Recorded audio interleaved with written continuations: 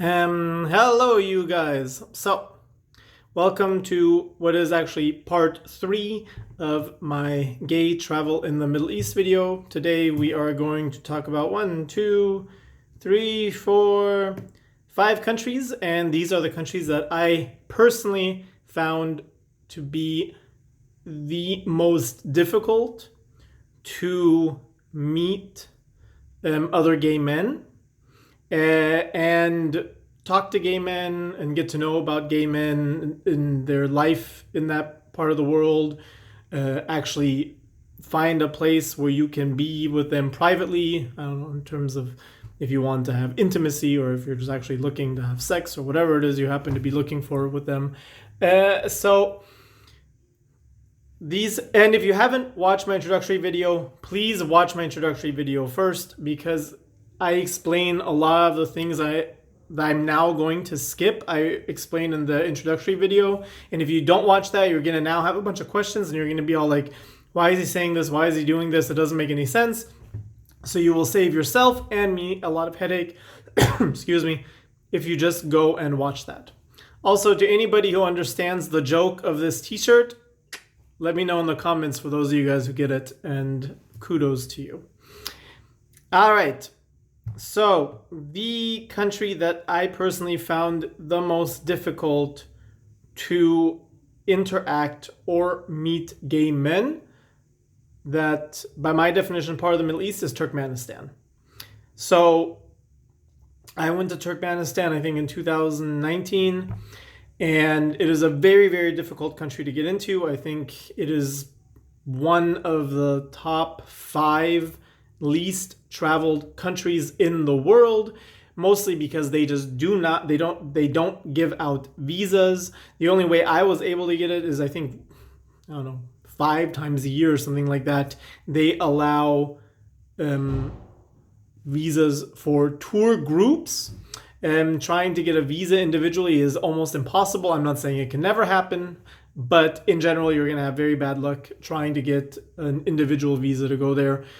So the way I did it is I piggybacked onto a tour group, and then once I got into the country, I did my own thing. So here's the thing about why it's so difficult. Turkmenistan, the government is incredibly controlling. So almost all websites are blocked. Almost all news sources are blocked.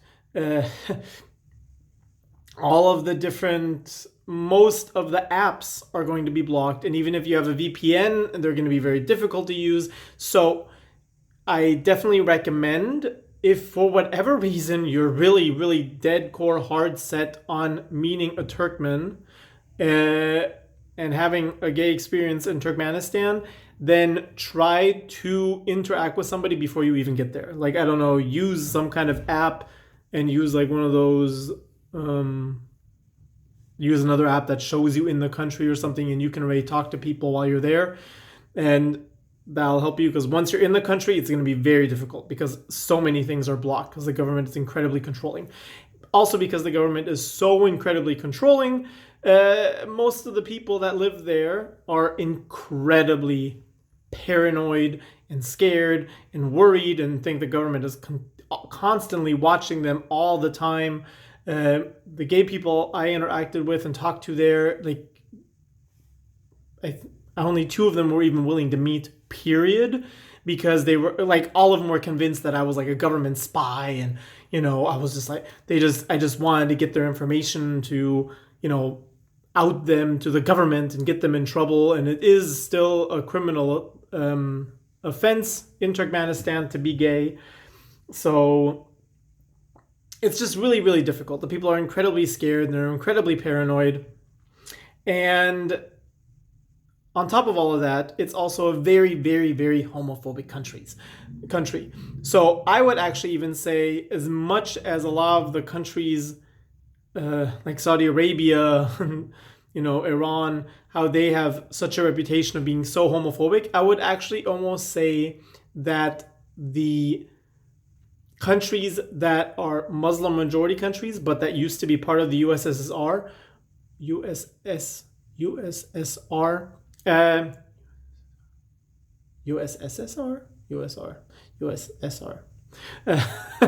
Sorry. They are actually maybe even more homophobic because Islam is such a homophobic religion, and then the Communist Party was also incredibly homophobic. So they literally got homophobia from politics, they got homophobia from religion. So I would say it's the number one most difficult country, in my opinion, to in any way, shape, or form try to meet a gay person, interact with them, even just plainly, and definitely not in terms of. And also the thing is, if you go to that country, you have to give a full itinerary of where you're going. So you have to say what hotel you're staying. You can only, as a foreigner, stay in certain hotels. So that, again, when people are already completely paranoid and they're like, you're staying in a hotel, I'm not going to go to a hotel because maybe there's cameras and all this kind of stuff. So it's really difficult. The second most difficult place I found was Afghanistan. I think already it's such an impoverished country. It's such a poor country.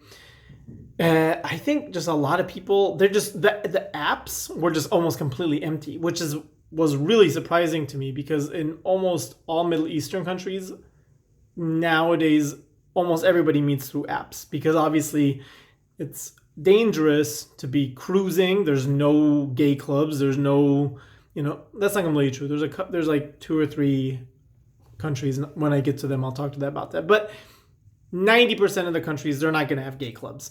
They're not going to have a gay shopping area. They're not going to have gay cafes. There's not going to be a lot of people aren't going to feel comfortable cruising. So the vast majority of gay life is through apps. And even in the apps, I just found there was like nobody in Afghanistan. I mean, like they were just always empty. Like, and yeah, so there was already very few people to talk about and talk to. And again, this is one of the countries where it is incredibly dangerous. It's not just dangerous to be gay, but it's just an incredibly dangerous country, period.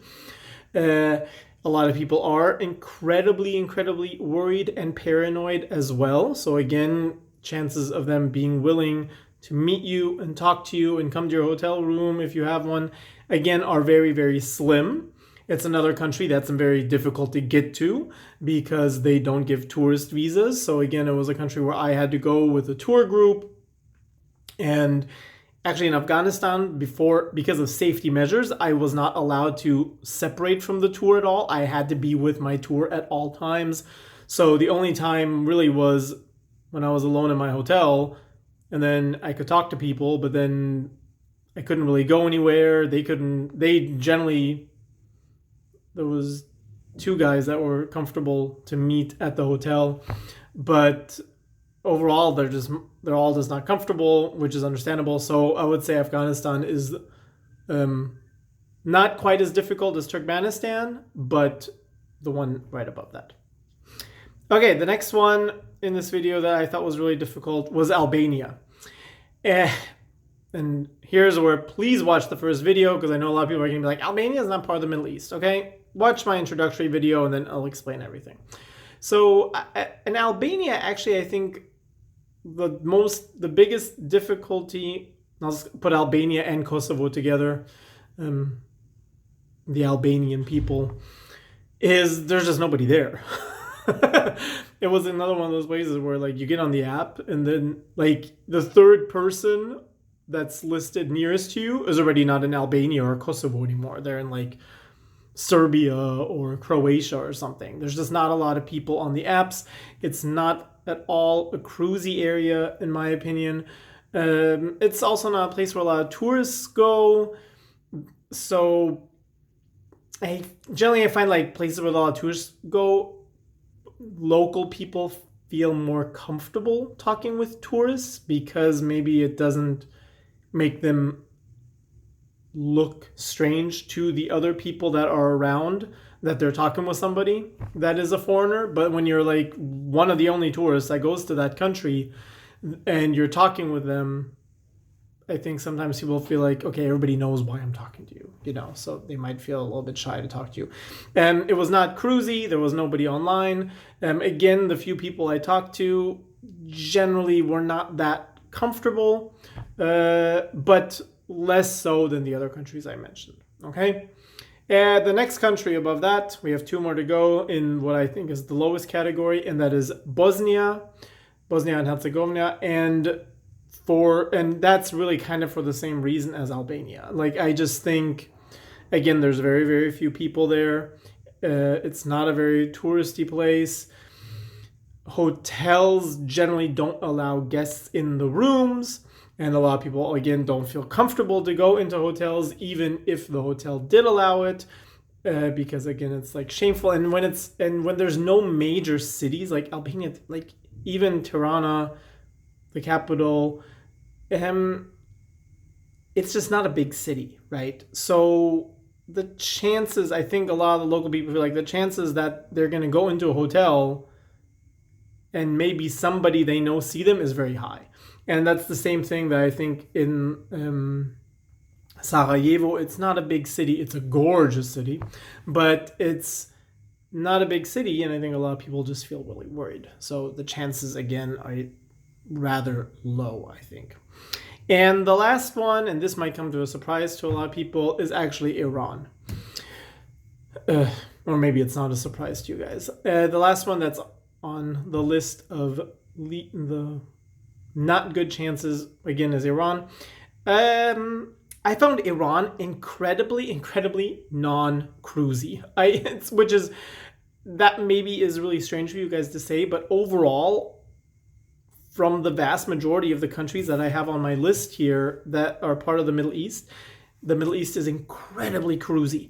And Middle Eastern men in general are very, very, very aggressive in terms of cruising you and approaching you. I think in general they feel very comfortable approaching foreigners, more even so than local people, because with foreigners they kind of feel like I have the upper hand. If they say something, then I can just deny it and the person's going to believe me more because I'm a local and not the foreigner. Or they're going to be more open-minded because they come from a more open-minded country. So I find that in general in the Middle East, I've had very, very, very aggressive come-ons. And Iran was incredibly non-cruisy. So that was like one of the first things. I think there's a good amount of people on the apps, but again, it's going to be very difficult because the hotels will not allow you to have anybody come in. They were actually really, really picky about that in Iran. So, and again, of course, people are very paranoid, but it's a lot less so than other places, than the other ones on this list so far. That's why it's on the most top. This country is actually almost in that middle ground. The reason I'm putting it in lower is just because I felt it was very, very uncruisy compared to other places in the Middle East where literally some guy will just approach you on the street. Where I feel like in Iran that is less common. I'm not saying it never happens, but it's a lot less common than in like other countries, especially in the Gulf countries where men will just come up to you and just blatantly be like, I want to have sex with you. Where can we go? And it's like, what, really? Yeah. So one of the things that I actually now just remembered I forgot to put in my introductory video, if you're already talking with somebody, let's say you're going into the Middle East and you are actually already talking to somebody that you maybe actually like. If it's just for a hookup, you're probably not going to want to take advantage of this tip I'm giving you. But if it's somebody that you legitimately like and you plan on spending a lot of time with, maybe the whole time you're in that country, it's something more serious or whatever, a workaround is generally that if you're willing to pay for it, you can book the hotel in both of your guys' name. So both of you guys are actually registered to be in that hotel room. Then that is a workaround where you can get people like in Iran and in Bosnia and stuff into the hotel room without them saying no, that's not allowed. It doesn't work everywhere. That's why Turkmenistan, for example, is on the very bottom, and also Afghanistan. My understanding is local people cannot stay in hotels. especially not with foreigners, like sharing a room. That's just not something like they're going to be like, no, they're a local person, they can stay at home, they don't need a, they don't need a hotel room. But in some of the other countries, that's going to be a workaround that you could potentially do. Okay, so these are my, what is it, 1, 2, 3, 4, 5 countries that are in my very bottom category in terms of how good your chances are to actually meet somebody and go out with them, hook up with them, whatever. And yeah, look up top to see how I rate them in terms of how beautiful I think the men are in that place and how much I liked it just as a tourist destination. Okay, so we have 17 more countries to go. The vast majority of them are going to be in part 2, which is the kind of meh category. Like, it's not easy, but it's also not super difficult, kind of thing. So hopefully you guys enjoy that. Let me know in the comments how you feel. If for part 2 you want more information, less information, if it was, and we will talk soon, I think. Yeah. So take care and talk to you guys later. Bye.